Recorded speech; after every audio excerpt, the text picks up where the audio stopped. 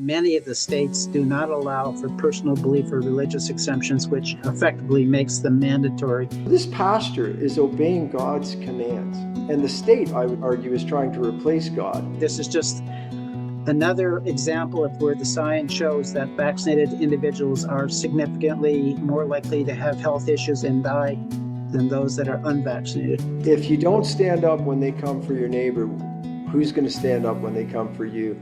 You and I both know they don't have the evidence. All they have is they have a narrative that they've been flogging for 200 years. If you serve God, you can't be part of some of this stuff regardless of what the money's saying. You're going to have some faith and some courage. They're not saving children's lives with these vaccine mandates. The trauma-based mind control of the COVID operation was powerful enough that a lot of people who didn't want to take these shots took the shots. Nobody has a right to force you to stick stuff in your body. And if you've got a good product, well, then people are free to choose it.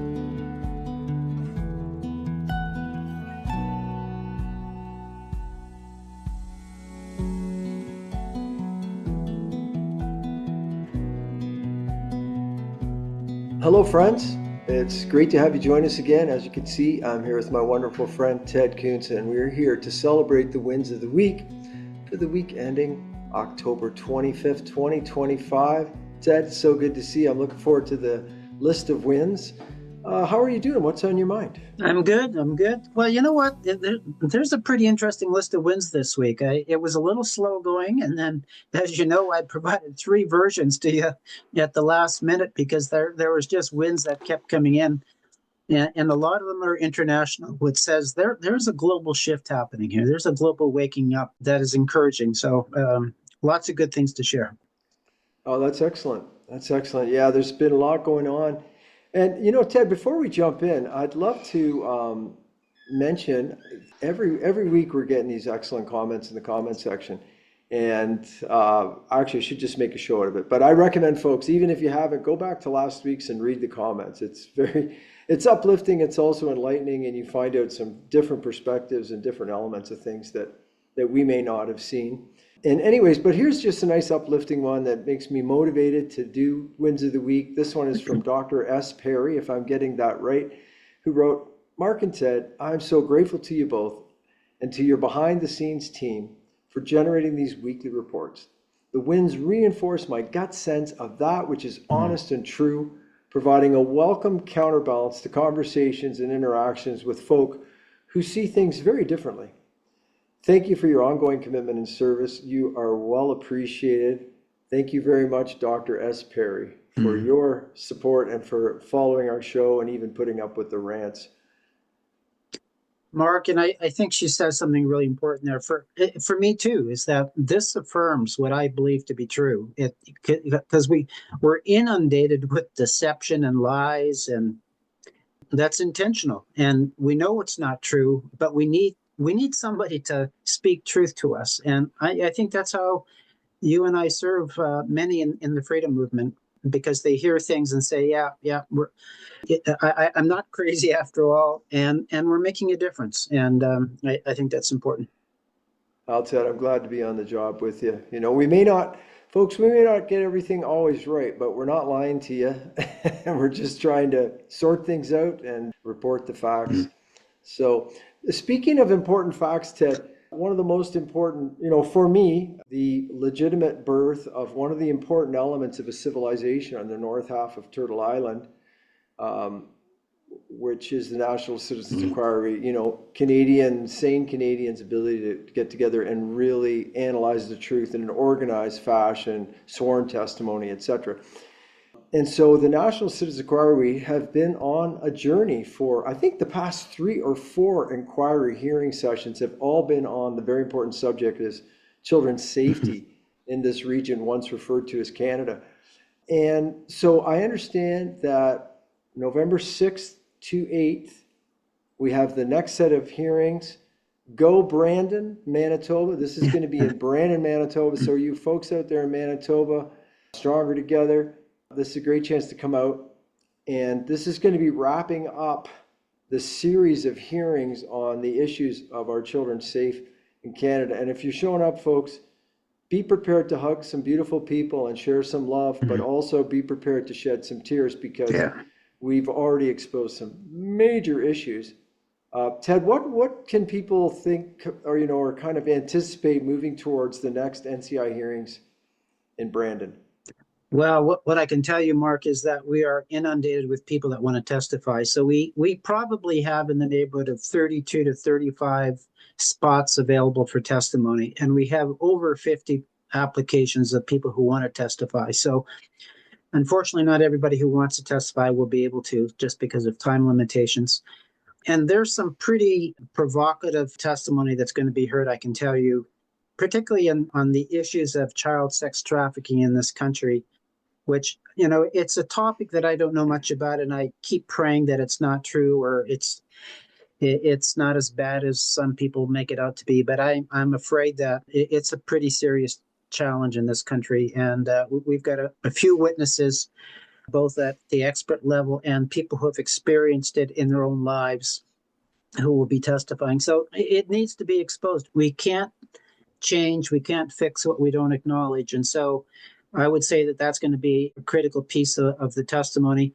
And then there's just more and more evidence of the harms of vaccination. The latest Henry Ford study, we're going to have somebody speak to that.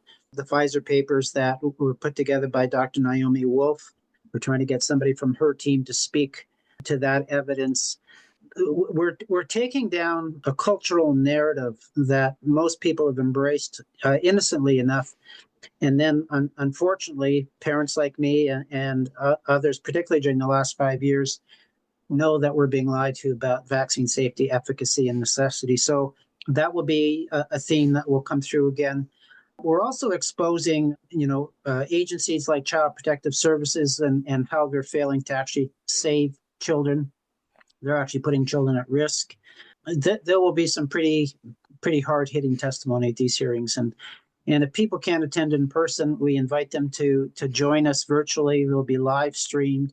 Share it if you've got a platform that you can share it. Please do that. Please invite family, friends, and colleagues to join us. These are important hearings, Mark. Yeah, well, they sure are. Friends, the National Citizens Inquiry.ca. It's very important that you go .ca because there are sort of impersonators, believe it or not. But the National Citizens Inquiry.ca is where you can get involved in any way.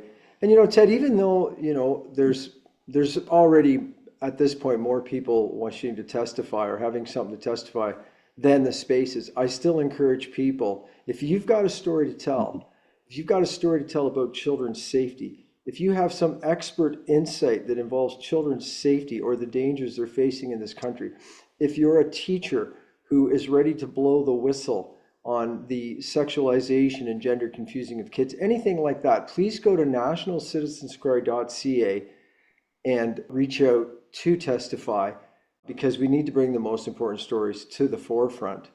And we'll make sure we have more information where you found this video on There's News. there's a link in the menu bar to become a witness. So click that, and then it separates out into a lay witness or an expert witness, and then there's just a form to fill out. And yes, I mean we're going to rank order the testimony based upon what we think is the most important testimony to be heard, and so that those decisions are being made as we speak. Yeah. And Ted, we had a conversation in Voices in the Inquiry, and I think folks, a lot of us are really like almost punishing our own minds by listening to the nonsense, by the propagandized portion of the masses, the injected and confused, the liars on the CBC and CTV, the fake politicians. And it actually, one of the things that's frustrating, and we've all been there, is looking around going, I'm so sick of society being insane. I'm so sick of, instead of being able to look at things and say, oh, how wonderful, or isn't that intelligent, to just go crazy, crazy, crazy, crazy.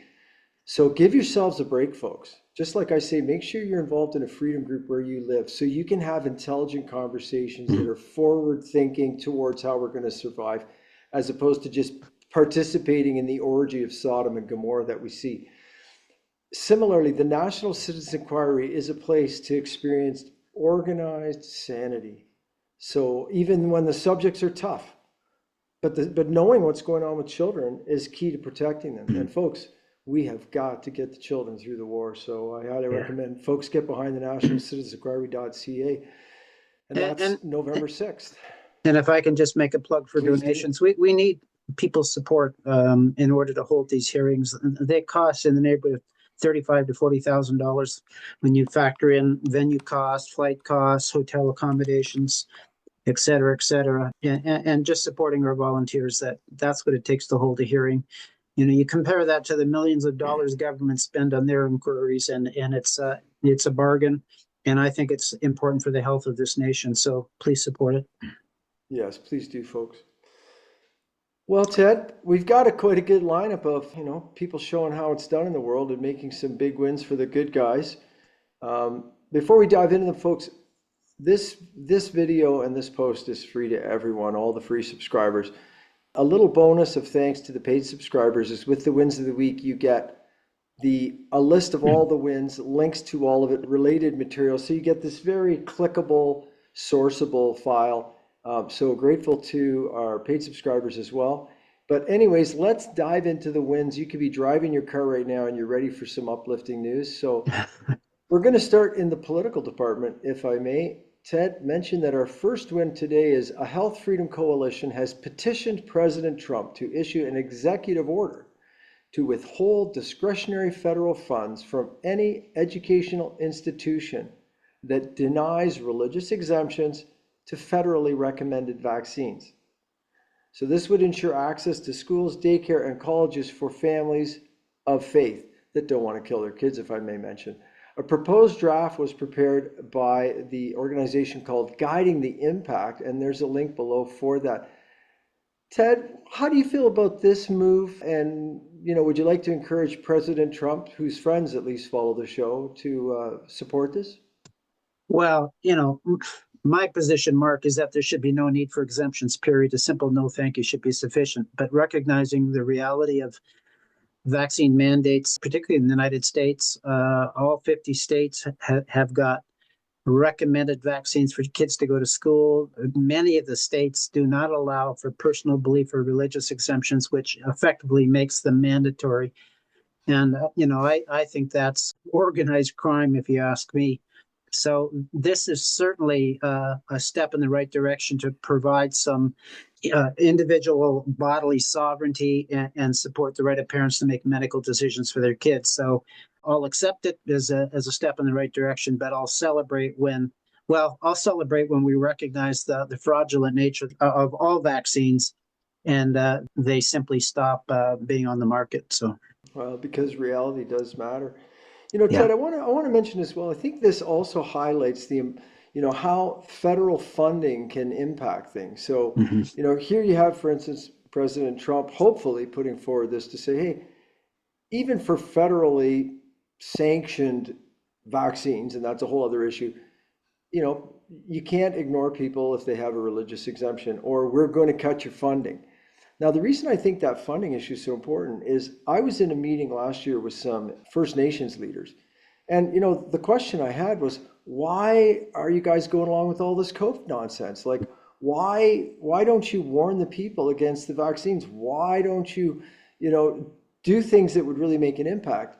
And sadly, no surprise, federal funding is the issue. So, for instance, if a native tribe or a First Nations tribe or council said, hey, no more of these COVID genetic poisons in our people, well, they would have trouble getting water and food because they would be cut off from the federal funding. So I think it's really important to see, as much as this funding exists, it can make a big difference. In Canada, it's making a difference where no one will stand up for people to keep the federal funding. And in the States, they're shifting it where you're going to have to respect human rights if you're going to get the federal funding. So I think it's a positive too, Ted. Yep, sure is.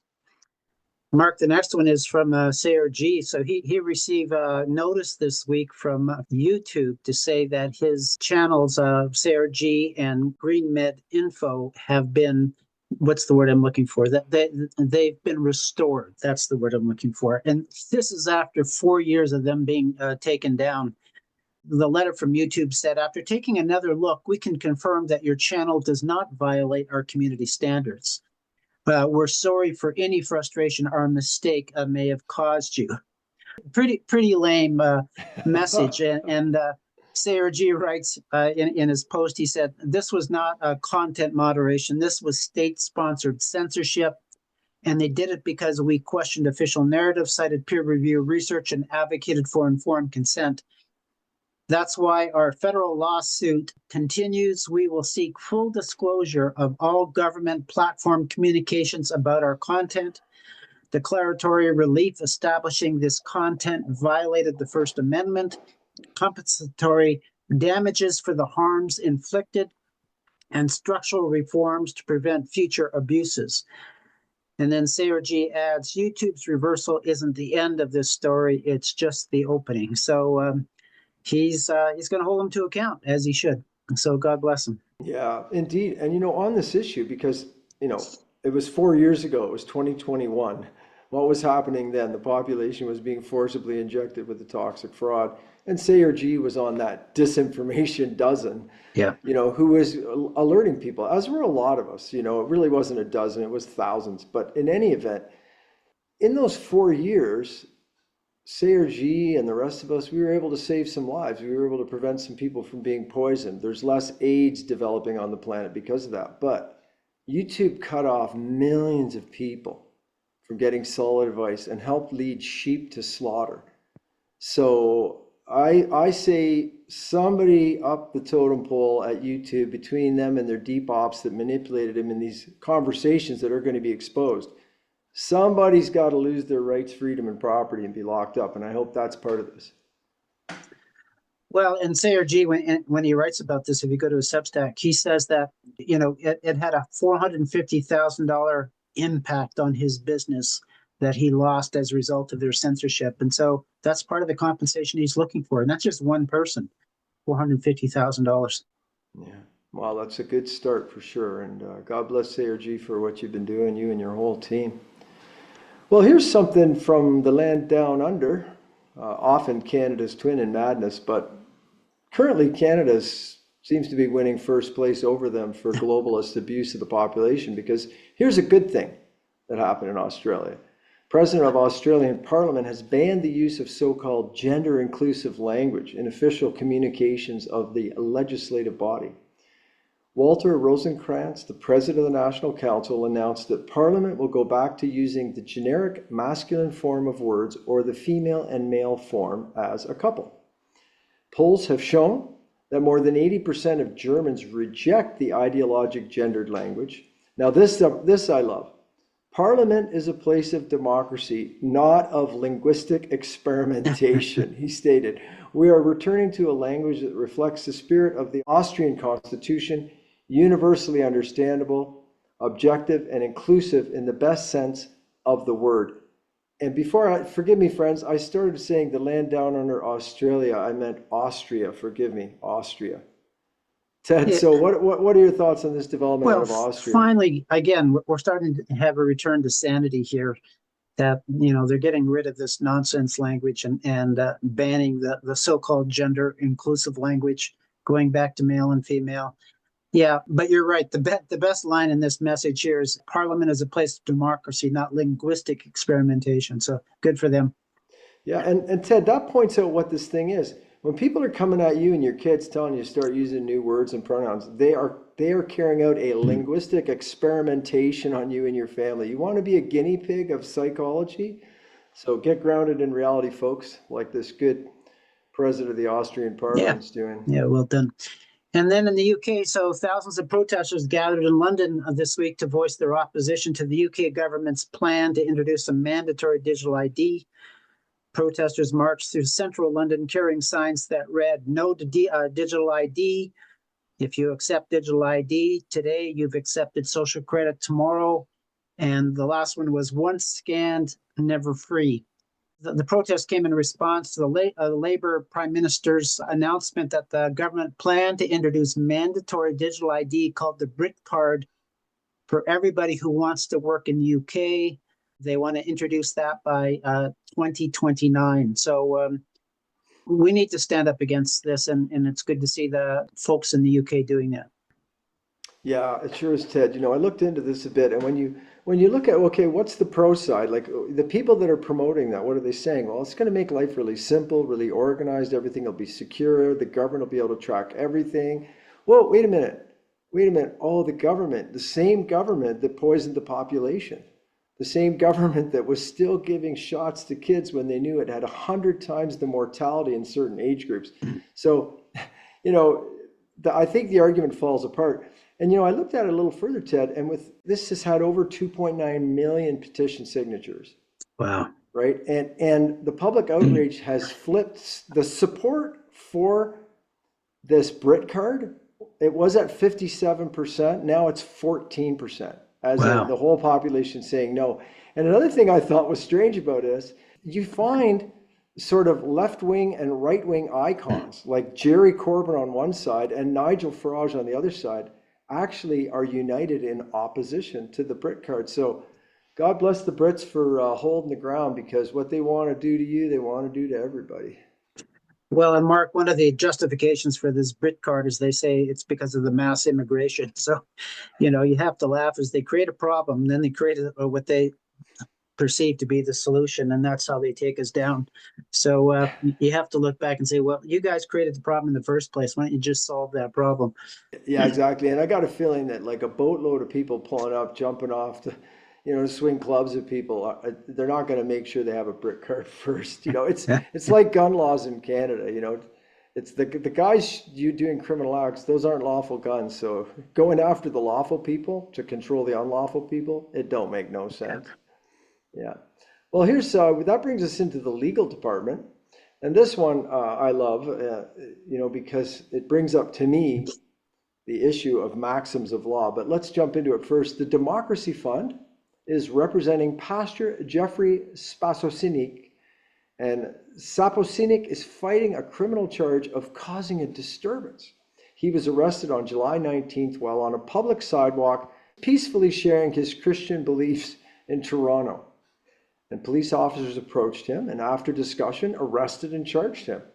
And this incident is similar to a previous charge Pastor Spasocinik received in November of 2023 for preaching near the Toronto Santa Claus parade. But the Crown prosecutors withdrew those charges prior to the trial.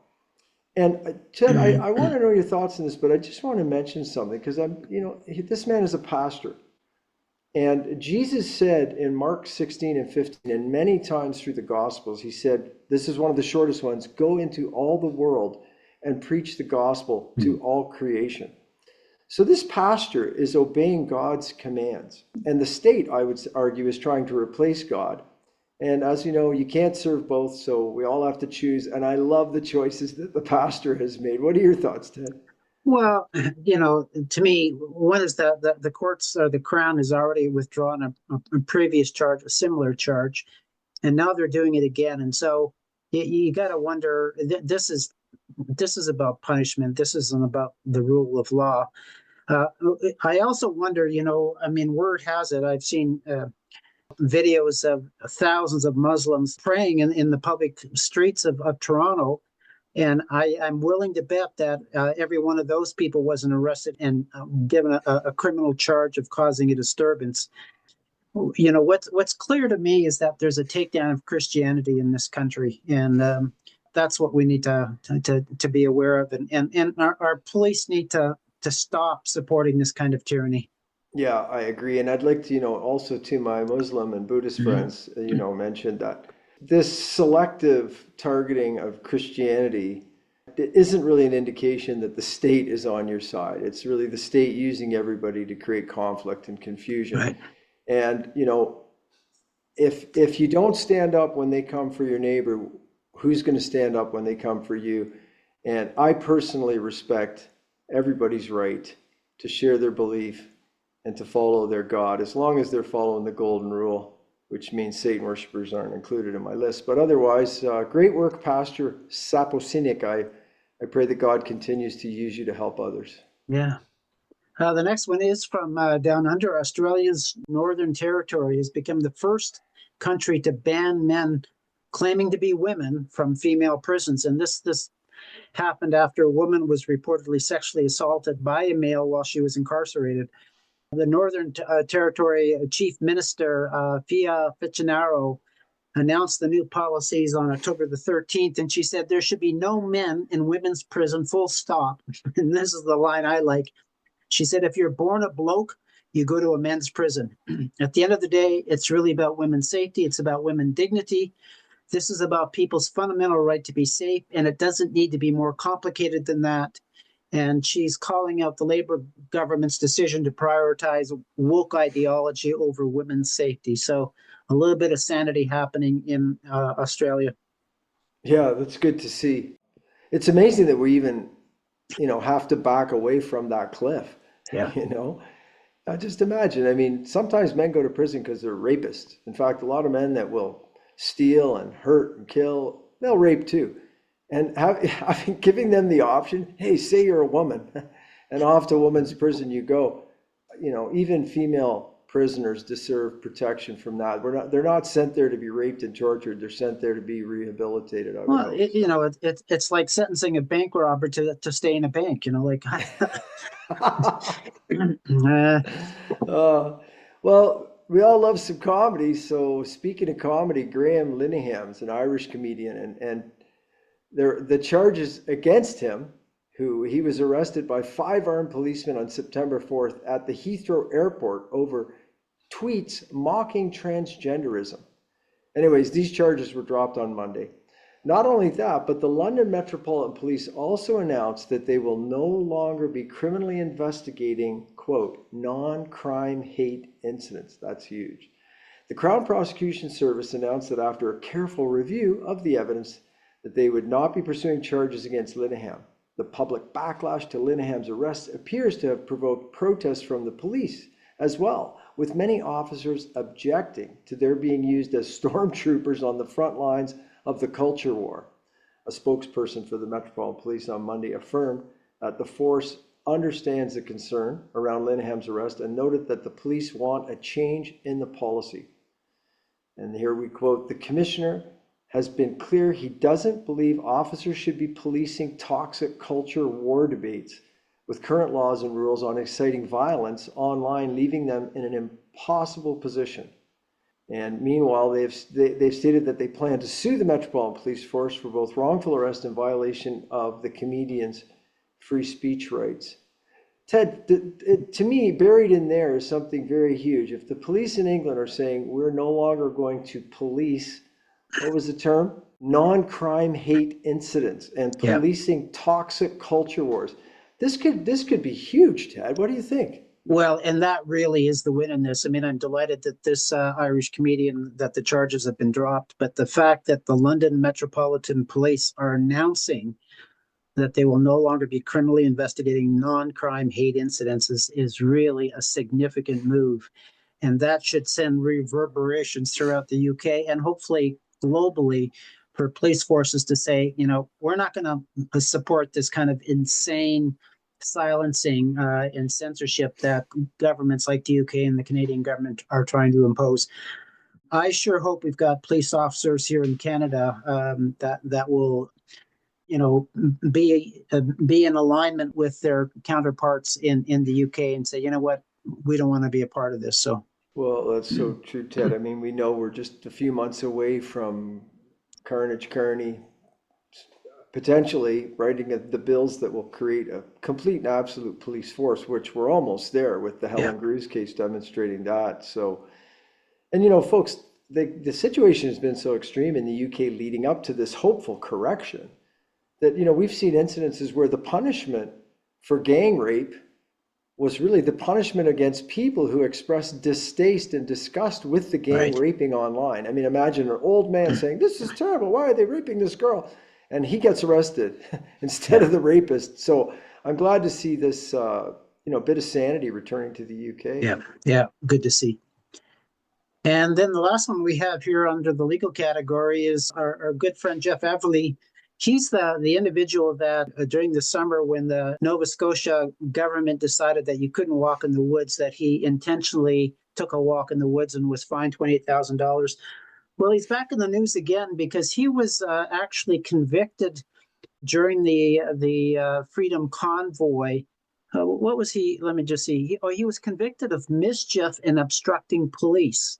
And the story behind this is that he organized a group of veterans to stand guard around the war memorial in Ottawa during the Freedom Convoy. And he was walking to his shift at 4:30 in the morning when he was arrested by police and charged with mischief and obstructing police.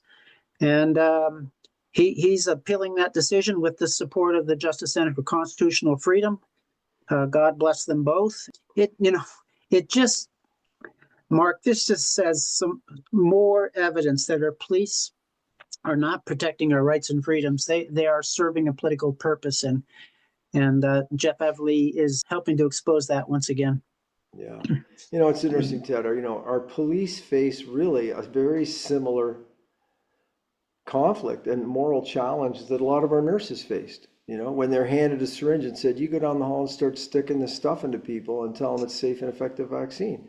And the nurse is like, wait, I didn't sign up for this. And police, you didn't sign up to be harassing veterans trying to guard the war memorial. Yeah. Over, so folks, try to take an example from the good pastor up above. Who do you serve? You got to serve somebody. Who do you serve? And if you serve God, however you see that, Buddhists, Christian, Muslims, Jews alike, Hindus, etc. If you serve God, you can't be part of some of this stuff, regardless of what the money's saying. You're going to have some faith and some courage. So I look forward to more of our police having the courage. Yep, me too. Well, we get this into a close to the heart type of a issue for me, medicine and health. And here we've got a study undertaken by Dr. Peter McCullough, Dr. James Thorpe, Dr. Peter Bregan, Dr. Drew Pinsky, and others, which links 86 serious neuropsychiatric disorders to the mRNA injections. The safe and effective supposed COVID shot. So Dr. McCullough states the widespread collapse of common sense and cognitive function since 2020. And a lot of folks are noticing that. Why are so many people seem nuts? Okay, well, here we go. So Dr. McCullough is saying this can be partially explained by the sobering fact that over 70% of humanity received a neurotoxic, a brain toxic COVID-19 so-called vaccine. And this study showed a significant increase in neuropsychiatric events compared to the influenza vaccine. Now, folks, tell me if you think this is subtle. How much more suicidal ideation? 25 times. How much more psychosis, insanity essentially? 440 times. Violent behavior, 80 times. Cognitive decline, losing mental ability, 150 times. Delusions, 50 times. So anyways, this study concludes that an immediate global moratorium on COVID-19 vaccination is warranted yet again. Ted, I mean, as a psychotherapist and someone at the front line of the medical aspect of this war for the world, what are your thoughts on this item? Well, this is pretty disturbing results from this study. I mean, it's probably not surprising because I've seen people's cognitive ability decline over the last 5 years. And this links it, as it should, I believe, to the mRNA shots. But it actually is disturbing in the sense that if you've got a 440 time increase in psychosis, you've got an 80 time increase in violent behavior. If you've got a 50 time increase in delusions, that means lots of folks that are walking around are not in very good shape. It's dark humor, but I've said, those zombie movies that we might have watched as kids. Well, unfortunately, it's come true. It just looks a little different than we thought. But unfortunately, humanity has been significantly affected by those shots. And I think, again, the way out of this is, one, is we have to acknowledge that. And two, is then we have to find some way to detoxify so that these people can hopefully reclaim some cognitive functioning again. Yeah, I agree, Ted. And it's another reason as well that folks, you've got to make sure that you have friends, that you have contacts, that you associate with the freedom groups in your area. You need sane people to talk to. And that's going to include a lot of people that didn't take the shots. And it's also going to include some people that took the shots and who are doing everything they can to detoxify themselves and reduce the degree to which they're going insane. But the trauma-based mind control of the COVID operation was powerful enough that a lot of people who didn't want to take these shots took the shots, or they just in almost catatonic obedience took the shots, and now their brain is poisoned. So, just living in reality a little bit, folks, if you have friends and family that you absolutely couldn't get to look at things before they got injected, and now they've been injected 2, 3, 4 times, don't beat yourself up if you can't get them thinking straight. Like, we're just going to have to deal with reality and Yeah. make sure you've got some sane friends, because you don't want to live in Crazyville all the time. Mark, here's another good win of the week. Fenway Health in Massachusetts. It's the latest prominent medical system in the U.S. to stop conducting gender transition procedures on anyone under age 19. And they've done this in response to the Trump administration cutting off federal funds to providers of such practices. They made the announcement on October the 13th, and this is what they said. They said a change in federal requirements that requires us to adopt in order to remain compliant, sustainable, and able to provide health care support and services to all of our patients and community requires us to stop the mutilation. Oh, they didn't say this, but essentially to stop the mutilation of our children. What I'm shocked by, Mark, is when you read the announcement from this Fenway Health, they're not talking about how they've come to realize that the practice was wrong, that they were severely harming children. They're talking about the loss of funds, and because of the loss of funds due to the Trump administration's decisions, is why they're stopping the procedure. So there's no apology in this. There's no acknowledgement of the harm that they've caused. So we're stopping them from doing more mutilation surgeries, but they still haven't figured this out, in my view. Yeah, I agree with you, Ted. I mean, it's clear they're slaves to money, which is a very pathetic position to have in the universe. But, this is one area where the Trump administration is doing a great job using the influence where they can to save as many children and women from violation of their rights and safety as possible. So, well done, Trump and Fenway Health. You know what? Take that little crutch you have financially and use it to maybe aspire to a higher level mentally and start to see this at a much deeper level. And you'll shed some tears, and you'll also feel a little better inside in the end. Well, a Florida bill has been introduced to require dates of vaccination on coroner reports of sudden deaths of babies, children, and young adults. Ted, this is very interesting. What are your thoughts? Well, to me, this provides critical information for coroners to make proper assessments on the cause of death. What I've learned here in Canada, following the Helen Grew situation, is that that's actually standard practice when they're investigating sudden infant deaths of babies and children, is to ask about vaccination. And what you discover in the Helen Grew's case is that her colleagues were not doing that for the COVID vaccine. And when she called them out on it is when they decided to go after her and finally shut her down. But it makes sense that this would be a standard practice, not only in coroner reports, but in police officer reports. Doctors should be doing it. I mean, we need to acknowledge that vaccines injure and kill. And if you don't document that, you can't figure this out. So good to see this happening. Yeah. Ted, this really highlights something for me. As folks know, I was kindly brought to Florida to speak in some conferences and of course back in Canada fighting for this part of Turtle Island, or in the region it used to be called Canada, I guess. And here in Canada, I really think as good people, we're a lot like they were in Austria during the Second World War. Our country is currently under occupation by foreign entities who are dangerous and ill intent. And I would include the federal government and the provincial governments in that.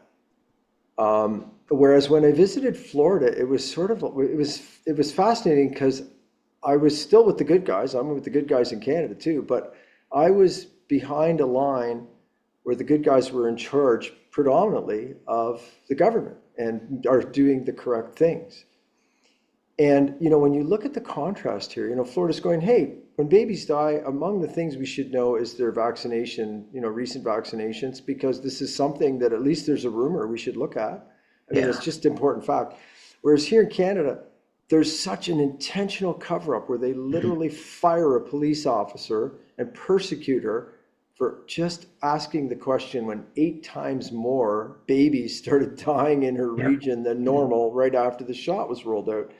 So to folks in Florida, thank goodness for what you're doing. Hold the ground, help us take back the rest of the world. And to folks here in the northern half of Turtle Island, hey, your heroes living behind occupied lines, and we're just going to make it through this. Yeah. Yeah. Well, Uh, here we go. Oh, sorry. You go ahead on this one if you don't mind, Ted. yeah, sure. So there's a newly released anthology that's entitled Fluoride Harm: Suppressed Science and Silenced Voices. And it brings together more than 30 internationally recognized scientists, medical professionals, journalists, and citizen advocates to expose the hidden health risks and political corruption surrounding water fluoridation. The anthology reveals how powerful interests silenced critics and distorted the science to protect our harmful status quo. Boy, Mark, this looks like an important contribution to that a discussion on the harms of fluoride. Yeah, and I'm sure that this anthology is going to be exceptional because when you sort of pick 30 of the top international leaders on this, and this is such a deep scientific area where the truth is based on so much investigation, I think this is going to be an exceptional anthology. I hope to have a digital copy, if not a paper copy. Mm-hmm. And folks, if any of you are watching this and going, Florida, isn't Florida good for your teeth? Please, on the website or on the Substack, drtrozy.news, just search word fluoride and catch up to speed with the rest of the class because it's really important for your health and your children. Well, Ted, Steve Kirsch, who continues to be an amazing voice on the side of sanity, he wrote this week that a 2017 CDC study shows there is no scientific rationale for vaccine mandates for kids attending school. Not that science will change anything, but people who think they are saving lives with vaccine mandates for kids to attend school are both delusional and anti-science. Ted, I think Steve's been reading your books and it's starting to get to him. Well, I have to find out what this 2017 CDC study is because I'm not aware of it. But it's not a surprise to me that if they're going to properly conduct the science, that they'll know that they're not saving children's lives with these vaccine mandates. What they are doing is they're actually harming our children. As the Henry Ford study revealed that just came out a couple of weeks ago, that 57% of children after 10 years of vaccination have a chronic health condition, whereas only 17% of unvaccinated children have a chronic health condition. That's a pretty significant difference between vaccinated and unvaccinated children that should send a whole lot of warning flags. But unfortunately, as Steve Kirsch says here, not that science will change anything because vaccination, what I've discovered, it's not science-based, it's not evidence-based, it's a religion. And it's really tough to change people's religions. Well, yeah, the vaccine industry that's been at work for a couple hundred years has done a very good job of programming people and, shaking off those prejudices and just learning what reality is a process everyone needs to get involved with. Folks, I'll try to make a point in the material below to put a link to a really short video I made a few years ago for the World Council for Health. And 3 or 4 minutes give you a good introduction to the real history of vaccines through the 1900s. And there's just no evidence that they work. And, the lessons we've learned through the COVID debacle, just for a starting point, any vaccine that any infection that enters the body through the innate immune system, any respiratory infection, any gastrointestinal infection, that's most of them. That vaccination in general is going to enhance the disease, not enhance the immunity against it. Yeah. And the evidence shows that. And it's, the reason the people supporting this and profiting off this and guilty of this don't want just to have proper studies is because they know.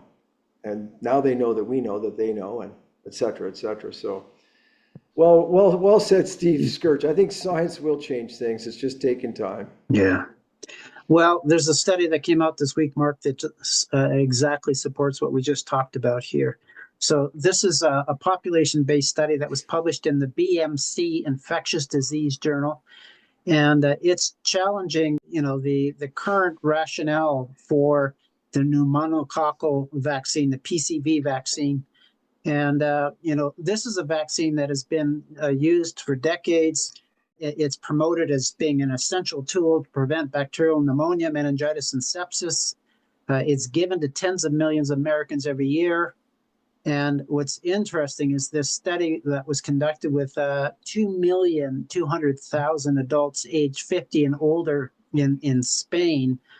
They discovered that those that had received either the PCV 13 or 23, these are the different products that are available in the market, were significantly more likely to be hospitalized for pneumonia and more likely to die from pneumonia-related causes compared to unvaccinated individuals. So, after more than 3 decades of this use, the evidence is really calling into question the entire foundation of this vaccine policy and warrants an immediate attention from public health authorities, which I'm not expecting anytime soon. But boy, this is just another example of where the science shows that vaccinated individuals are significantly more likely to have health issues and die than those that are unvaccinated. Yeah, and Ted, this demonstrates it's real world results that matter. Who gets sick, who lives, who dies. And as we've pointed out before, for a long time, the vaccine industry has gotten away with saying that a so-called vaccine is effective because it produced antibodies. And to somewhat stand on the same drum for a moment, that when you create adaptive antibodies by injecting something beyond the skin, beyond the mucosa, like into somebody's shoulder, when you stimulate adaptive antibodies to an infection that needs to be fought by the innate immune system, the immune system in the barriers of your system, like your respiratory tract, your digestive tract, you actually generally enhance the infection. And this is just demonstrating it yet again. So it's good to see this study out, and I hope more and more studies like this will be influencing policies made or the end of old systems that refuse to change. And these are our policies now anyways. I think sane people aren't letting them stick anything in their kids now, as far as I'm aware. Yeah.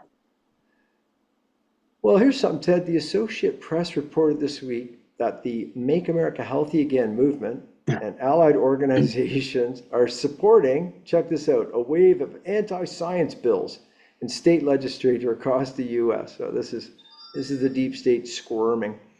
So the AP claims that during the current legislative session, lawmakers have introduced more than 420 bills that strip away public health protections, including measures that target vaccines, milk safety, and fluoride.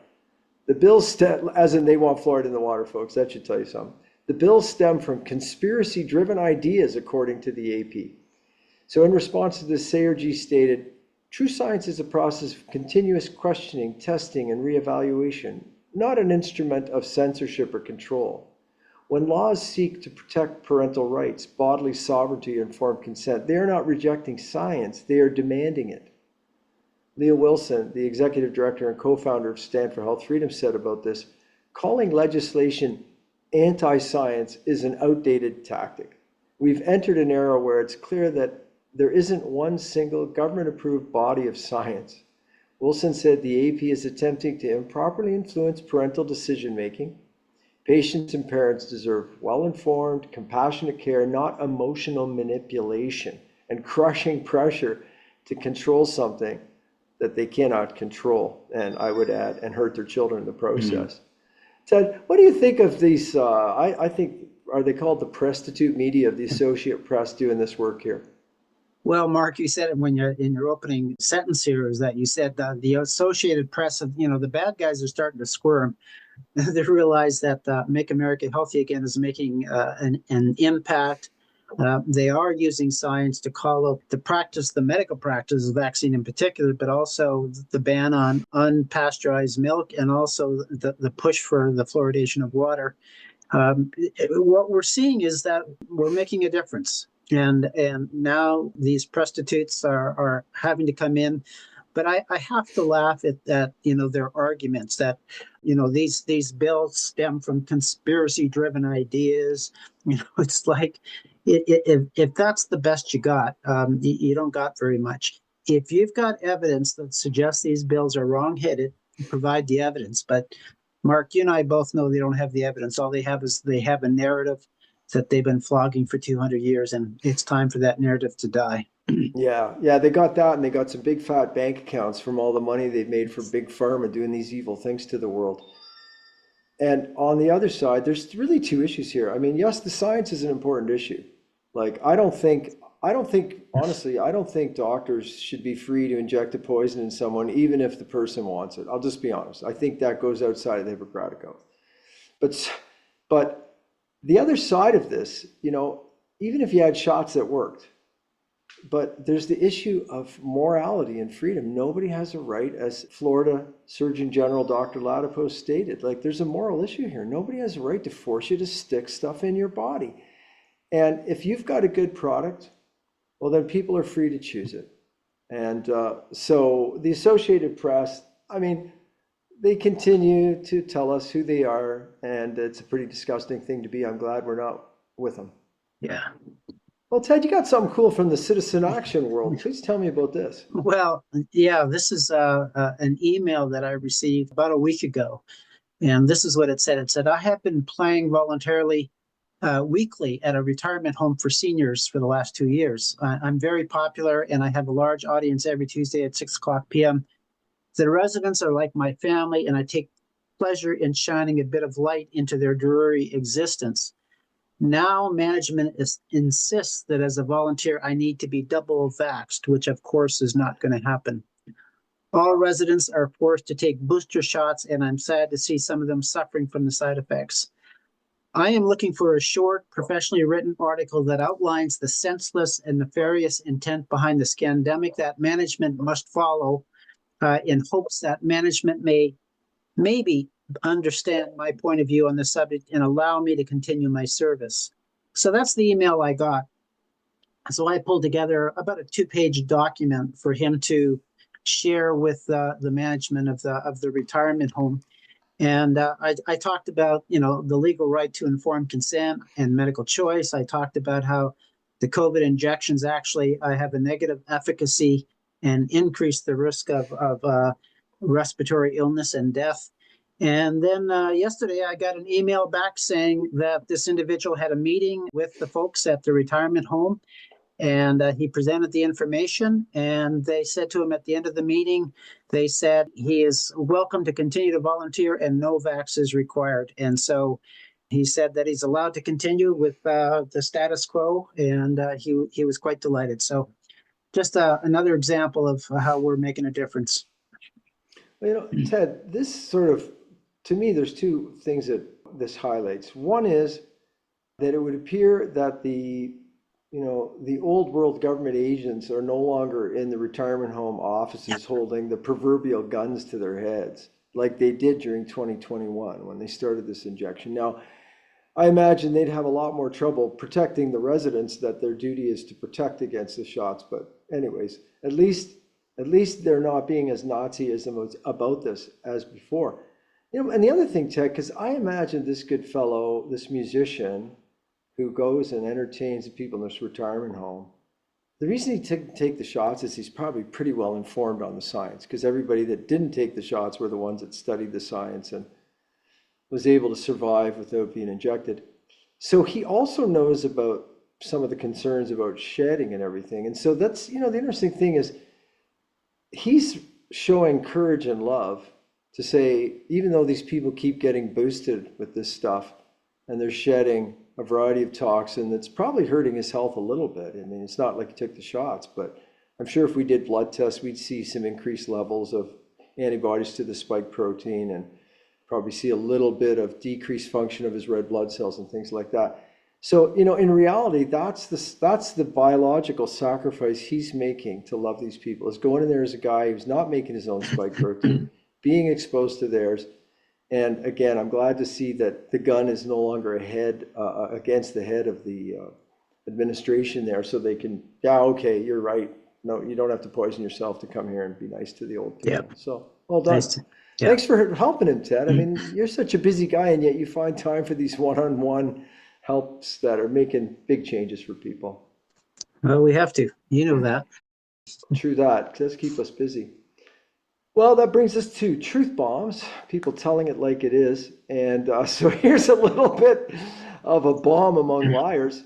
So NBC News is laying off 150 staffers, including those who cover niche and DEI focused topics such as LGBTQ, etc., and medical news and racial identity politics. So it looks like a bunch of propagandists confusing all of the population have been fired by NBC News because people just don't have an appetite for that garbage anymore. Do you think I'm interpreting that correct, Ted? Well, I suspect there's a reason whether they've laid off 150 staffers, and it seems like many of them are the ones that were involved in this DEI and LGBT themed news. So that's a nice indication of shift. If you don't have people producing that kind of garbage, the world is a better place. So nice to see. Yeah, and I think as well, folks, it's in a reason that probably when you hit the Tim Hortons with your kids, you should keep an extra eye on them because these DEI focused experts are wandering around society right now because they're not at NBC News. So red alert, keep your eye out for them. They're still a danger to society. They're just not on the news right now. What have we Here's got here from Larry Sanger, Ted? Yeah, so he's the co-founder of Wikipedia, and he came out this week saying that Wikipedia is systemically biased against conservative, religious, and other points of view. He says he believes Wikipedia can be salvaged. He said either by a renewed emphasis on free speech or by a grassroots campaign to make diverse viewpoints heard. But he said, failing that, government intervention may be required to pierce the shell of anonymity that now protects Wikipedia's editors from defamation lawsuits by those who believe that the site portrays them unfairly. So, what I like is that he's calling out Wikipedia. He's declaring that it's not what he created in the first place. He said that when he helped to found Wikipedia, he established a set of what he called neutrality rules, but he said those rules have since been rewritten, and it forbids what they claim is false balance. Now, I've heard that before from CBC. They say that if they allowed me to talk about vaccine risk, that they're allowing what they call false balance, that they don't have to have balanced time in the media because the side that we're promoting is false. Anyways, I'm delighted that this gentleman is speaking out and seeing if there's a way that he can influence Wikipedia to become a respectable resource again for folks. Well, that's good to see. It takes an honest man to come out like that. And I think it's a good chance for us to highlight and remind everyone, you've really got to be careful how you use the internet in a variety of ways. So there's the security side of it, there's the privacy, there's having a VPN, all this kind of stuff.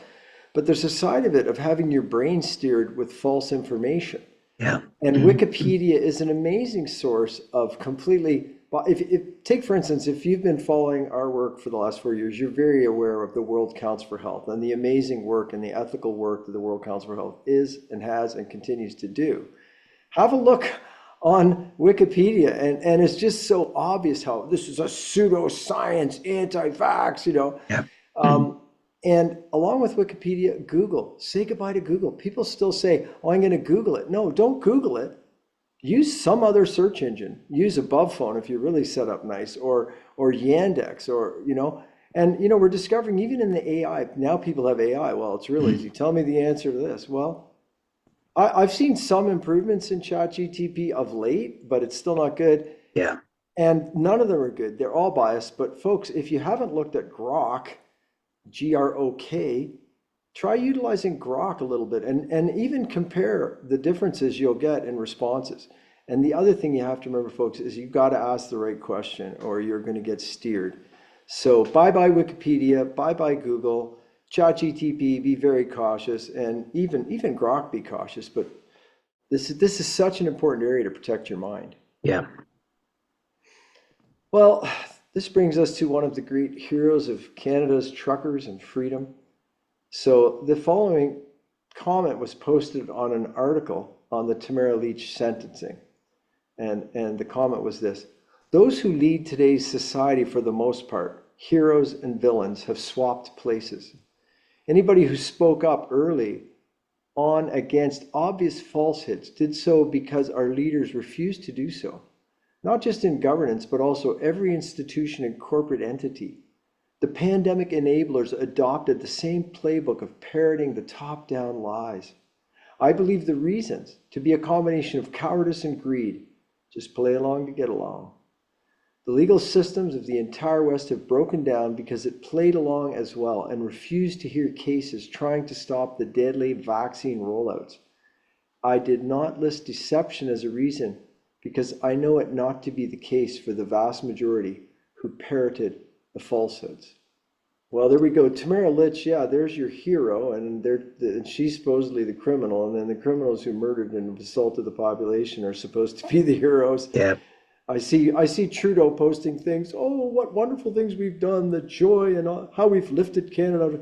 Just like these people would stand over a dead body and tell you everything's fine.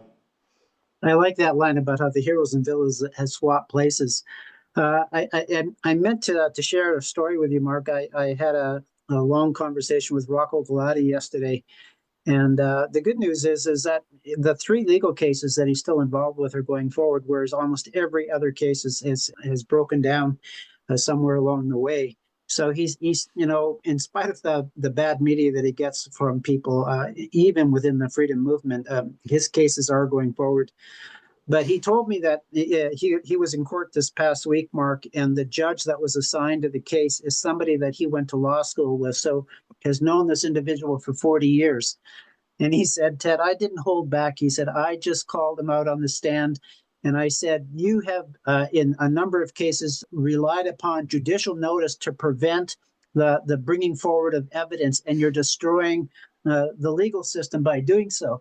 And I said, well, Rocco, did you have this as a private conversation with him, or did you do it in court? He goes, no, I did it in court. It's part of the legal, it's part of the testimony in the court case. And I said, how did the judge respond when you said that to him? He said his face turned pretty red, but he didn't respond at all. He knew that I was right. Yeah, that judge probably at the same time as, among the cowards that just did whatever they had to protect their pensions through this thing, but they must look at their grandkids and think about it. It's like, oh my God, what have I done? Let's hope that Trozy and Kuntz and the others are able to save my grandkids while we try to torture them. Anyways, I'd like to get the transcript of that court hearing and hear Rocco's words. That would be fun. I wish there was recordings. Well, here's something from the Epoch Times. They did a survey on the sentencing of the Freedom Convoy organizers, and this received input from over 5,000 respondents. And the findings reveal that 2/3 of respondents are of the opinion that the government's use of the Emergency Act was unreasonable and unjustified, and that the Canadian mainstream media's coverage of the Freedom Convoy and Emergencies Act was inaccurate, biased, or overly driven by political or corporate agendas. And 1 in 2 said the government's handling of the 2020 Freedom Convoy protest showed poor leadership and overreach. Less than 1/3 of the respondents thought the government made the right call, and the government was justified in using the Emergencies Act, and the government's pandemic-related mandates and restrictions were reasonable. 1 in 2 respondents said Lich and Barber should not have been charged in the first place. Well, I agree with that group. What do you think of this, Ted? Well, I'm encouraged by that 2/3 of respondents are of the opinion that the government's actions were unreasonable and unjustified. I think that's encouraging. That means less than 1/3, still buy the narrative. It's disappointing that, there's 1/3 there that thinks the government made the right decisions and that's somehow all of that was fine and good. But in the grand scheme of things, what I know is that in Canada, something like 80 to 85% of Canadians took the shot. So the fact that less than 1/3 of those, are of the opinion that that was the right decision would suggest that there's a huge number of people that have taken the shot that no longer believe it was the right or responsible decision to make. So there's a shift happening. There's a shift happening. Yeah. Well, Ted, before I make a comment that the 2/3 could relate to the 1/3 of the respondents who support the government's crackdown, just to help relate to you, I'd like to mention a few things. Elbows up, Orange Man bad, safe and effective. For the rest of the audience, Um, if I hope folks remember, but the Emergency Measures Act was the War Measures Act that was invoked during the 2022 Freedom Peaceful protests and the truckers, where the violent crackdown, the violation of rights, theft of property, and everything was carried out by the thugs of the government. And it is part of the paperwork of the Corporation of Canada that if anyone ever actually brings in the War Measures Act, such a rare thing, that there has to be a public inquiry. And folks, if you watch the public inquiry, please make comments today on this Wins of the Week for others to read. I watched a fair bit of it. And what you saw was one after another, after another, after another testimony of evidence that it wasn't justified, that it was based on lies, that it was all based on fraud. And then at the end, the guy with the funny hat and the mallet tapped the mallet and said, yep, it was justified. And this demonstrates one of the tricks we get drawn into too often in this old world system, which is we say, oh, they're going to let us have a hearing about it. But part of what they do is you could put all your evidence on the table. Maybe like Ted said, they'll take judicial notice. No, the science doesn't exist, safe and effective or whatever. And then in the end, they say, okay, boom, here's our decision. Tamara Lich is guilty. Justin Trudeau's no problem. And then to the masses of the sheep that don't actually look at details, what they hear is, oh, well, they had a hearing about that and it was okay. So, beware. Not every time that a court says they'll hear you is it for good reasons, especially with these defunct old order courts. Well, and you pointed out, you got to go into the details. Look at what the testimony was compared to what the conclusion was, and it's not unlike scientific journals that you'll read, the headline or the abstract or the conclusion, and it completely is the opposite of what the evidence in the document showed. But you're aware of that, Mark. Yeah, it's funny that the editors of the journalists were a lot like these fake judges. Yeah. And you just had to say the right answer regardless of what the content was. And then the last one we have here is that the Aristotle Foundation for Public Policy came forward this week to praise the Conservative Party's efforts, Pierre Poilievre and company, to end what they call illiberal, anti-merit, government-run diversity, equity, and inclusion programs. And so, they're saying that the DEI is leading to a deterioration of the Canadian workforce. It goes to the basic question of what kind of society you want and what government should be doing. Anyways, there's some pretty strong language here that says if people lose jobs who are promoting DEI, so be it.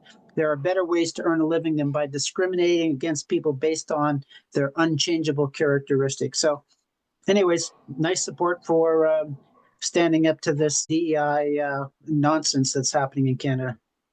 Yeah, it's good to see an end to that. And I think for a lot of us, it's already ended in our mind.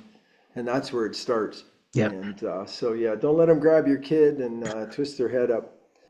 Well, Ted, that brings us to the end of the list we have. There's a whole bunch more wins, folks, and I hope you will add some of those in the comments.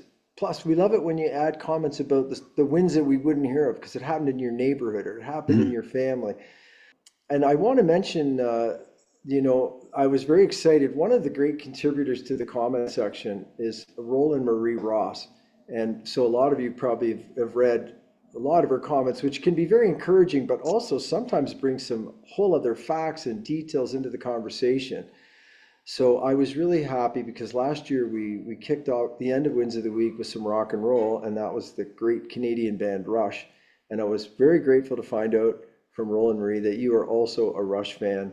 So birds of feather flock together. So Ted, I guess we're getting to the end. Remember, folks, the National Citizen Inquiry, the next hearing's coming up. Go to the nationalcitizeninquiry.ca to get involved, to live stream, to go and attend it in person. We're all grateful if you click the like button, if you've enjoyed the Wins of the Week, if you make your comments, if you share this with others, and just keep doing your part to keep the good guys winning and keep advancing the front, including those of us which are in the occupied region, the north half of Turtle Island. Don't lose faith. All of humanity is going to win this all together, and it's going to come in pieces. But meanwhile, folks, please bunker down, make sure you're safe, make sure you got your food stores, and make sure you're developing your bartering communities and alternative economies as the digital prison is being constructed by Mark Carney and the likes.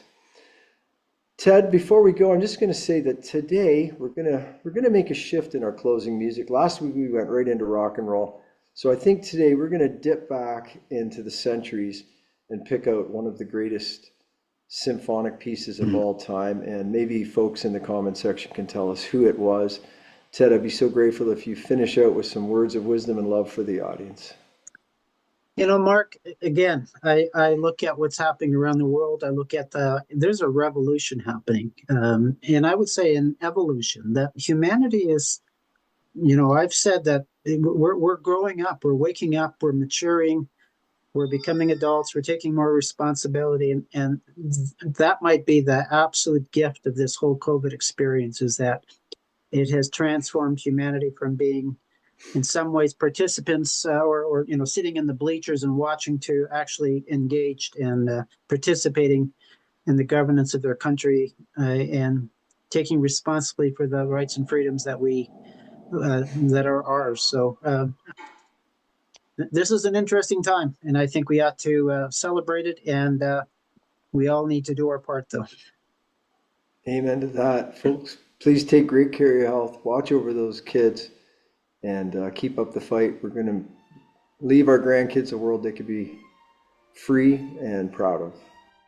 See you next week. Till then.